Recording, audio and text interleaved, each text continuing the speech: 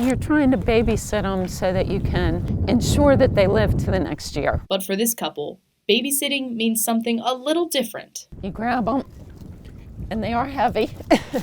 So you shake it, you try to get some of the dirt off. It's called oyster gardening, Help them breathe a little better. where individuals take care of baby oysters in cages until they are mature enough to be released into the water. Each gardening cage holds up to 125 shells, with each shell holding up to 10 baby oysters.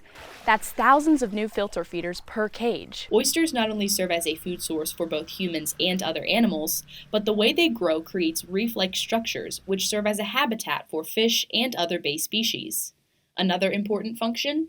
Filtration. Historically, the oysters in the bay, 100 years ago, could filter the entire bay in 3 days to a week. And now, the number of oysters that we have today, it takes over a year for that same filtration process to happen. Which is why the Chesapeake Bay Watershed Agreement was created, to restore and protect the bay and the species that inhabit it, including oysters. The state of Maryland adopted 5 tributaries to rebuild the oyster population over the course of 10 years. And with that deadline coming up in 2025, Fiala says the state is on track to meet it. So right now in Maryland, 4 of the 5 have been completed in terms of restoration. The largest, which is the Menoken River, we're still working to get those acres back and restored. As of 2022, the Menoken River had 45 acres of restored oyster population, leaving 396 acres remaining.